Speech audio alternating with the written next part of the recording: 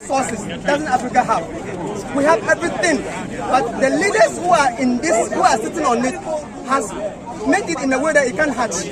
They have incubated it, but they are not ready to make it hatch, and that is why the youth today are suffering. Africa, why? Africa, why? Ghana, why? Why are our leaders suppressing us this way?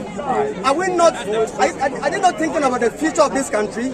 If they are indeed thinking about the future of this country, they shouldn't secure it to only it is me alone, so therefore nobody should come closer. Why you alone? Are you not going to die? Why is Dr. Kwame Nkrumah, the founder of this place, why is Kwame Nkrumah? But Kwame Nkrumah has left some legacy which will never be clean anywhere. What legacy are you leaving? As a president of this country, as a minister of this country, as a whatever of this country, what legacy are you leaving? Is it a legacy you are leaving? No. Is it a legacy they want to see? No. Africa. Why? Africa. Why? I rest my case. Why? Thank you. Oh, a lot is going on. My name is Dr. Wahid Musa. And also, I'm the UN Youth Special Envoy representative in Ghana. Oh, that's interesting. So a lot has been going on. We are here to attend the convention, which is a Pan-African gathering. People from all over African countries, with some of our top African leaders, are here to discuss the way forward for the development of Africa. And how we can industrialize the youth to be able to manage their natural resources so that we can eradicate poverty out of Africa. But for us to come here, and everybody is here to listen to wisdom, things that will transform the continent. And we are here, and then what we heard, the security people say is that there's an order from the above that the program should be cancelled. And then, so that is why we are agitating here to know the reason why such a very important program to be cancelled at this particular time. Do you feel it's intentional? Yes. To suppress the voice yes, of the youth? I think that it is an intentional decision. Because if it's not intentional, that means you are not aware. But it's because you are aware of the program, and that is why I said it's intentional. Because such an important program that is bringing African leaders together, leaders to come and speak to their people for the liberation of the young generation of Africa, for Africa to transform. Because we want a new Africa where the youth can manage their resources, can use their resources to transform their lives. And this is what this is all about. But for us to wake up a day and then the program is cancelled. But the question is, why was such an important program cancelled? Then that means there is an order from above and also another above. That's what I'm thinking about. Yes. So my question would be that what cue should the African youth take from this event? Like what has happened today? Yes, so what we the African youth should learn is that our leaders can only disappoint us at an important time. So this is one thing that we should be aware, that anytime you have something important for the liberation of the people, you can be sabotaged. But the question is, why will our own leaders be sabotaging us? Because we are your people, and we are voting for you, and we put you there for you to direct the affairs for us, for our lives to be better. So why will you sabotage us? I think that there's something wrong. There's something sinister. Yes. And also I think it is a power above the power that we know. That's what I think so, yes.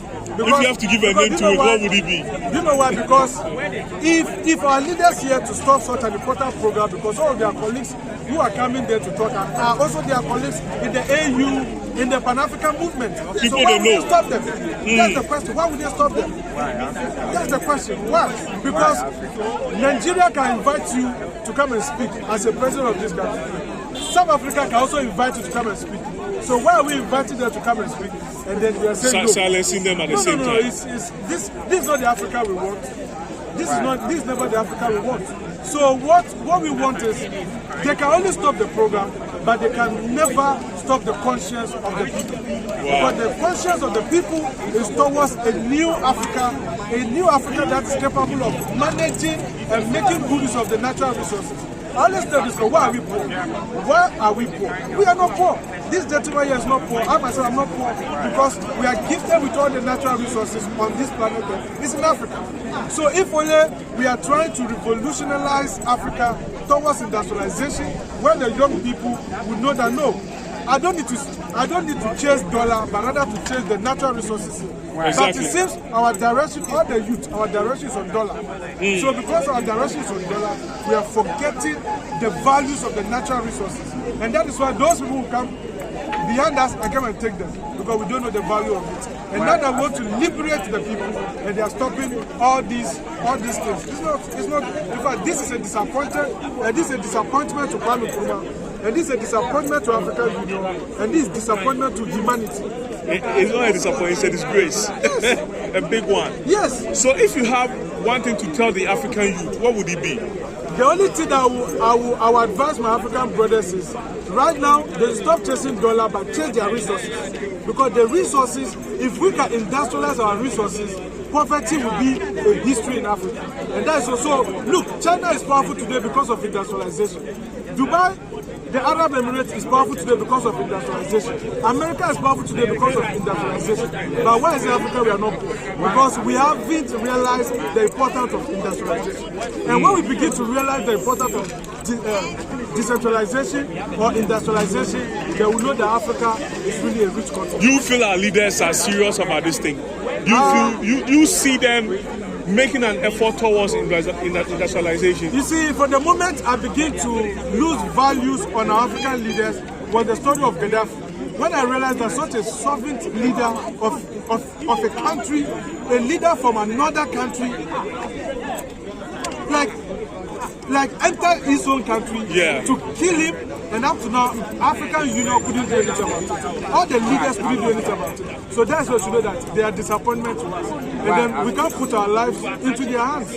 Because if only Gaddafi up to now, we can't question, up to now, why will you leave your country and come to a different person country to come and distract such a peaceful country? And it's everywhere, Burkina, Niger, France doesn't want to leave. So Africa is tired of such powers above Africa. We want powers within Africa to be strong, powers that can make decisive decisions towards the development of Africa and the progress of the next generation.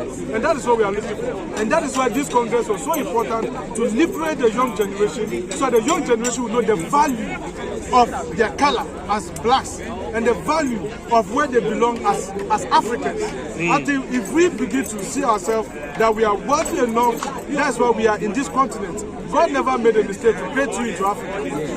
It's because the leaders seem to be happy when we are not liberated, when we are stupid, when we are useless. And now we want to wake up to be industrial, and now they are saying no. So I think that what I would advise the young generation is for them, we know we need to have programs and activities that we should engage ourselves intellectually, not violence, but intellectually towards industrializing the natural resources. And this was such an event.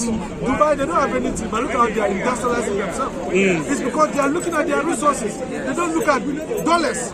But we Africa, we are all looking at dollars, and we are leaving the natural resources for them to come behind us and take it away. And that's why we are saying no more the focus on dollar, but now we are focusing on our natural resources. Because I'm rich, because my continent has diamond, bauxite, everything. So why will I be poor? Why do I want to travel to America, Europe, and those countries? I don't need to go there. I just need to live the African dream, because I believe that with the next generation, we can transform this continent. And that is why today begins a new revolution. What happened today? They're saying that every misfortune is a blessing in disguise. And this is a blessing, and this is a strength with the young Africans that is like, this is time for us to industrialize ourselves and then get out from the sleeping bed and then look at the future and see the hopes in our resources that which we are coming. Some of us will be president in the future. Ministers, police, soldiers, and then these are people with conscience. Everyone here, they are here because their conscience is right. It's not that it's wrong. We are not here for violence. We are here to dialogue. We are here to discuss progress towards African liberation, and that's why we are here. Thank you so much.